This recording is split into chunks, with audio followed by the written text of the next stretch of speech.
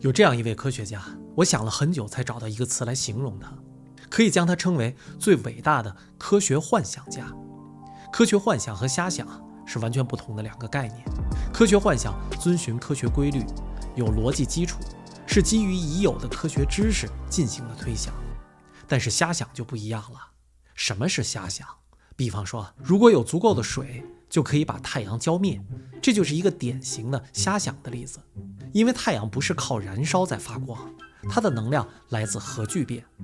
太阳并不是火，倒多少水也不能把太阳浇灭。所以说，瞎想是没有科学依据的胡想。科学幻想有什么伟大的呢？其实很多我们今天习以为常的科技，最早都出现在科幻作品中。像科幻小说家儒勒·凡尔纳，在1869年的小说《海底2万里》中就预言了潜艇。阿西莫夫机器人系列在1940年就预言了 AI 的出现。甚至我们今天常用的 iPad， 在1995年的电影《星际迷航》中就有原型了，整整比上市早了15年。科学幻想之所以伟大，不在于它告诉人们现在是什么，而在于它能启发我们未来可以成为什么。科学幻想是推动文明的一种看不见的力量。科幻这么重要，谁能够配得上当代最伟大的科学幻想家这个称号呢？有关这位传奇人物的故事，我们还得从头说起。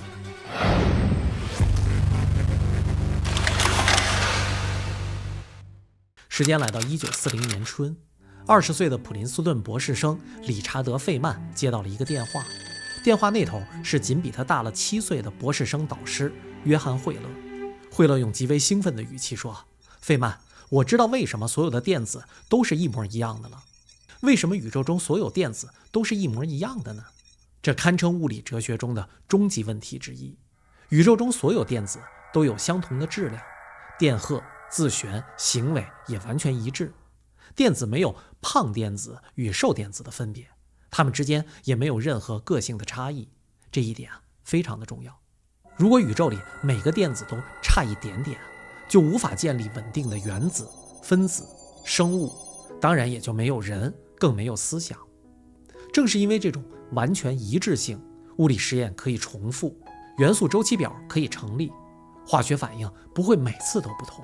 可以说，电子的一致性是宇宙秩序的根基。费曼对这个问题当然很感兴趣。惠勒的解释可以说是石破天惊。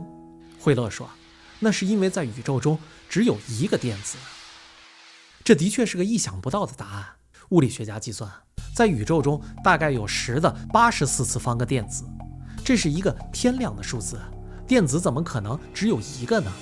惠勒这样解释，在宇宙的时间线上，一个电子在向前行驶，在某个时间点上，电子会被光子撞上，于是电子就回过头向反方向走。如果又被光子撞上了，电子还会再掉头走。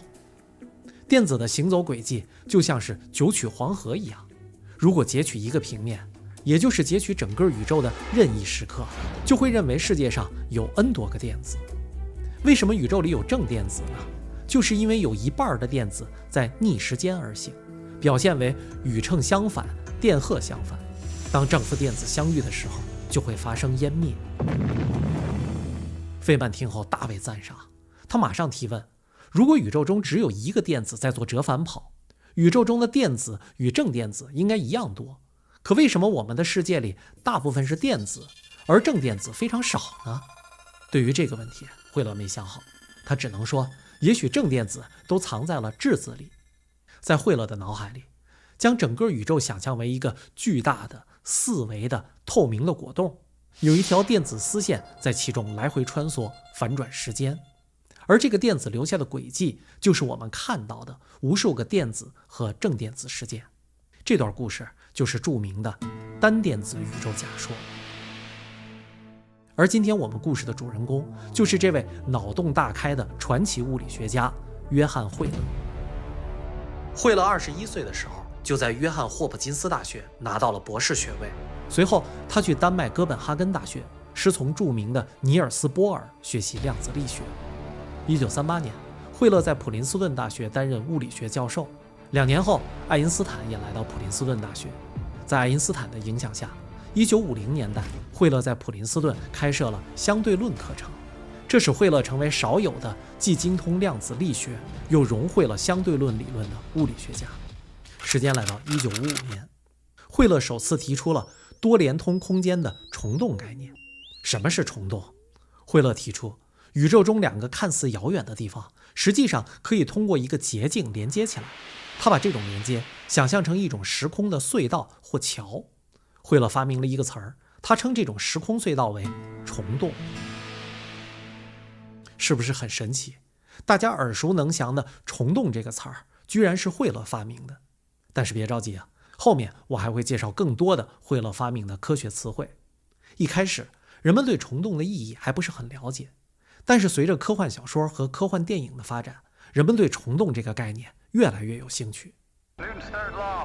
有关虫洞最有名的电影就是克里斯托弗·诺兰导演的《星际穿越》，讲述人类为了寻找可居住的星球，通过土星附近的人造虫洞抵达其他星系的故事。这部电影的科学顾问叫基普·索恩，虫洞的内部结构就是由索恩提供的理论支持，而索恩就是惠勒的学生。2022年12月，美国麻省理工学院的科学家利用谷歌的玄铃木量子计算机，制造出人类历史上第一个全息虫洞，并且实现了人工虫洞中的信息传递。这个实验给了我们很大的启示，说明虫洞真的有可能是时空隧道，而且虫洞可以用来传递信息。时间来到1957年，在惠勒的指导下，物理学家休·艾弗雷特在他的博士论文中提出了一个让人惊讶的科学假想，称为多世界解释。什么叫多世界？艾弗雷特提出，在量子力学中，每次测量并不会坍缩波函数，每个测量结果都会分裂出一个新的宇宙。也就是说，宇宙并不是只有一个，而是有无数个平行宇宙。原来平行宇宙的概念最早也是由惠勒和他的学生提出的。与虫洞一样，平行宇宙在60到70年代也少有人问津。进入21世纪以后，有关平行宇宙的科幻作品开始爆火，像李连杰的电影《宇宙追击令》就是我们比较熟悉的较早的平行宇宙设定的电影。今天这个概念已经彻底的被漫威电影玩烂了，时间管理局、超级英雄在无数个分支宇宙中穿梭，这些故事背景都让观众疲惫了。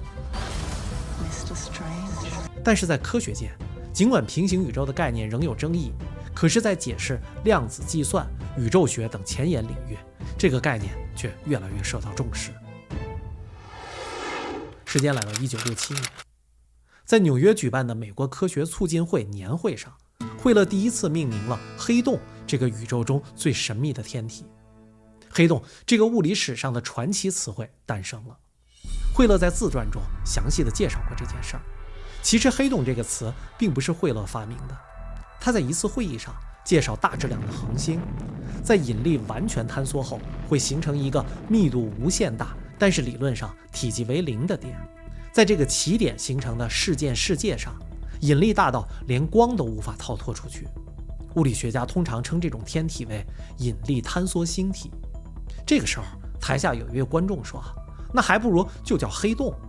惠勒觉得黑洞这个词非常形象。在会议结束后，他思考了很久，都找不出另一个更形象的词儿。所以在1967年的学术会议上，惠勒在全世界来参会的物理学家面前，第一次正式提出了黑洞这个词儿。黑洞一词简洁、形象、通俗易懂，于是一传十，十传百，很快成为主流术语，彻底取代了旧词。所以我们今天熟知的黑洞一词也是惠勒命名并推广的。惠勒的确太厉害了，但是前面咱们讲的在惠勒那儿都属于小技，下面的内容开始进入到大幻想家的卓越境界。时间来到1979年，惠勒提出了一个震惊思想界的实验——宇宙双缝延迟实验。这个实验有点神秘色彩，要想深入的理解，需要先讲一讲惠勒的另一个著名的延迟选择实验。实验的目的是为了验证量子世界的现在可以影响过去发生的事儿。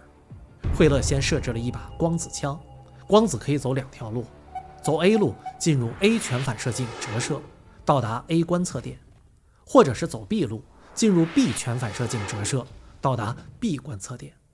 惠勒在出发点设置了一个半反半透镜，这样光子就有 50% 的可能性走 A 路，被 A 观测点观测到，或者 50% 的可能性走 B 路，被 B 观测点观测到。然后就是惠勒的神来之笔啊！惠勒将 A、B 两路串联起来，在串联点 C 再加上一个半反半透镜。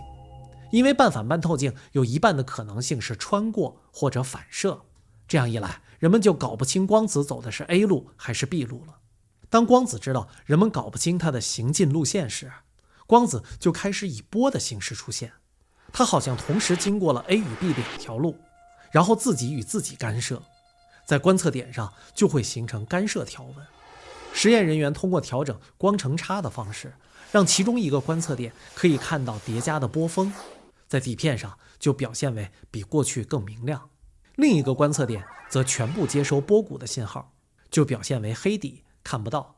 接下来就是这个实验中最关键的部分，先发出一个光子，在光子走过一半路程的时候，突然升起第二个半反半透镜，结果会怎么样呢？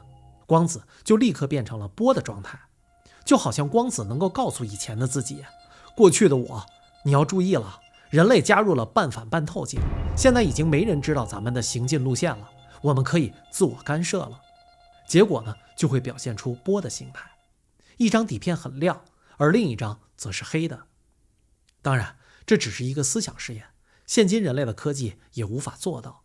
但是惠勒的延迟选择实验非常的深刻，这个实验可以用来证明哥本哈根学派的一个理论：观测者现在的选择似乎能够决定粒子在过去的行为。但是很快，惠勒就想到要把这个微观实验放到宏观的宇宙中去。契机是这样产生的：1979年春，英国射电天文学家丹尼斯·沃尔什在大熊座发现了一对神秘的星系，距离地球约78亿光年。通过对星系红移和可见光谱进行分析，科学家惊讶地发现，这两个星系太相像了，简直就是一对姐妹星系。沃尔什就给它们命名为0957加561A 和561B。宇宙里怎么会出现孪生星系呢？这当然是不可能的。根据爱因斯坦广义相对论的预言，光线在经过大质量天体附近会发生弯曲，观测者就会看到由光线弯曲而形成的一个或多个成像。这种现象被称为引力透镜现象。在星系0957加561与地球之间，就有一个巨大的黑洞，黑洞把星系的光折射成两道光，分别照到了地球，所以在照片上就出现了两个长得非常相像的星系。这是人类第一次在宇宙中发现引力透镜，当然也引起了惠勒的关注。星系的光被黑洞折射出两个，能否根据这一现象进行一个宏观上的宇宙双缝延迟实验呢？惠勒是这样设想的：使用2台天文望远镜对其观测，在它们进入观测点前加入一面半反半透镜，我们就不清楚光子到底走过的是天文望远镜 A 还是天文望远镜 B 了。调整好2个观测点接收器的光程差，那么有没有这样一种可能啊？一个接收器里是增强型的星系图案，而另一个接收器则是一片黑暗。如果真的是这个观测结果，那意味着什么呢？意味着光子在经过漫长的78亿年的旅行之后，仍然能够产生干涉。这将说明宏观世界也不一定遵循因果律，即便在宇宙尺度上，人类的观测也会对结果产生巨大的影响。但是这个实验最终没有实现，为什么呢？因为星系0957加561的2道光在经过巨大的黑洞折射后，到达地球的时间不一样。561B 的光线比561A 多走了大约 1.1 光年的路程，也就是说 561A 比561B 的图像早了大约14个月到达地球。虽然能够用2台不同的天文望远镜观测，但观测到的并不是同一个时间的光，它们并不属于同一个光子集团。实验的基础被破坏了，也就注定了惠勒的实验只能是一个思想实验。假设一切顺利，我们是否能观测到78亿年前产生的光形成干涉呢？没有人知道答案。惠勒给我们留下了一个悬而未解的谜题。时间来到1983年，惠勒又提出了下一个令人惊讶不已的观点：参与的宇宙。所谓参与的宇宙，是指宇宙不是一个等待被观察的客体，而是通过观测才能存在、才能成型的现实。换句话说，观测者参与了宇宙的诞生与定义。比如说，在人类没有发明望远镜之前，我们用肉眼能看到的最远的恒星极限在16000光年左右，只是银河系的一小部分。当天文学家哈勃在威尔逊山天文台使用2.5米胡克望远镜首次观测到河外星系时，是否那个时候宇宙中才出现了其他的星系？当哈勃太空望远镜上天以后，观测到宇宙大爆炸之后4亿年里产生的星系，有没有可能那个图像是在观测的一瞬间才刚刚出现的呢？宇宙的样子原本是不确定的，随着意识对宇宙的观测，宇宙由不确定态坍缩为确定态，这就是参与的宇宙的意思。惠勒曾经回忆他与爱因斯坦的一段往事，他说爱因斯坦有很长一段时间非常沮丧，因为量子纠缠有可能意味着我们的世界是不确定的，它也许会因为观察者而改变。爱因斯坦曾经问过，如果我们不抬头看月亮，是否意味着月亮就不在天上呢？经典的物理理论认为宇宙是独立存在的，人只是观察者，但是参与的宇宙却认为，如果没有观察者，宇宙也就尚未确定。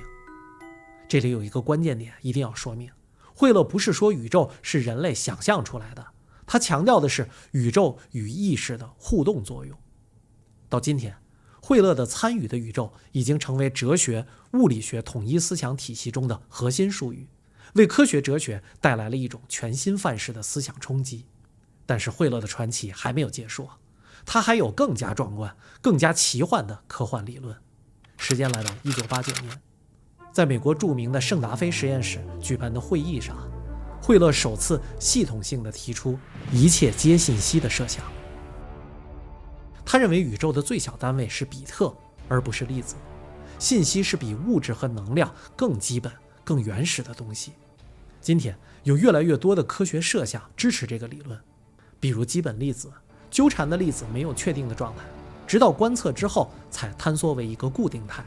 由此可见，在微观世界里，存在并不是客观预设的，而是由信息读取行为产生的。再比如说，有一个理论称为黑洞信息悖论。量子理论计算，信息是不能被彻底销毁的，像被黑洞吸入的物质，它的信息会被储存在黑洞事件世界的表面。当然，我们并不清楚黑洞表面的信息是什么样子，是像2维照片，还是像0、1这样的编码呢？如果以后人类科技发达了，可以把宇宙飞船开到黑洞的附近，就可以直接观测黑洞表面如何存储信息。这个理论也可以这样解释：3维世界可以由2维表面编码而成，这就是著名的全息原理。一切皆信息是一个伟大的科学假想。今天很多科学家倾向于认为，宇宙最底层的机制就是信息。惠勒的假想简洁深邃，推动了信息本体论、量子实在论和宇宙意识论的跨学科融合，并且越来越多的在人工智能、意识研究领域得到了证实。惠勒的科学幻想的确是那种让人振聋发聩、叹为观止的思想。他还有很多其他精妙的假想理论，比如说精子是一种没有物质的实体，由纯能量如电磁波或者引力波构成，是靠自身引力束缚成团的类粒子结构。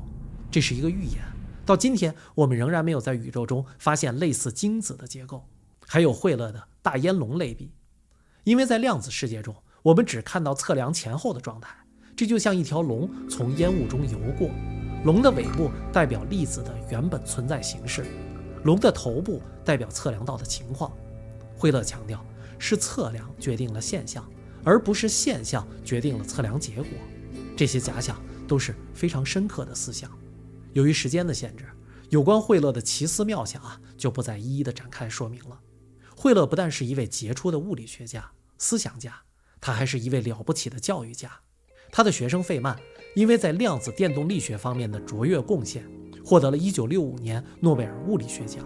他的另一位学生基普索恩指导团队于2015年9月14日首次探测到宇宙中的引力波，获得了2017年诺贝尔物理学奖。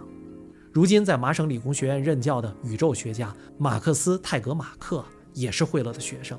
他提出的数学宇宙假说是现今非常受关注的万有理论之一。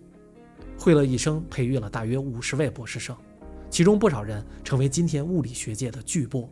惠勒和他的学生构成了现代物理学中最富创造力和影响力的一支力量，特别是在黑洞、引力波、量子信息、宇宙学等核心领域，几乎撑起了物理界的半壁江山。惠勒于2008年4月13日逝世，享年96岁。由于他23岁就师从波尔学习量子力学，所以他是最后一位离世的哥本哈根学派成员。虽然惠勒没有获得诺贝尔奖，但他是公认的当代物理学大师。讲了这么多，最后再聊几句感想。我为什么称惠勒为当代最伟大的科学幻想家呢？因为惠勒从来不是抽象的空谈，而是从硬核物理出发，研究量子测量、延迟选择实验、量子引力，从而得出一个又一个惊人但严肃的假想理论。惠勒在科学与哲思之间架起了桥梁，它的作用并不是教会计算，而是点燃思想。他既是黑洞的命名者，也是信息构成现实的先知。他为广义相对论注入了生命，又在量子世界的迷雾中高举火把。他为什么是最伟大的科学幻想家？因为他不是在回答宇宙的终极问题，而是在引导整整一代人勇敢地询问比宇宙还大的问题。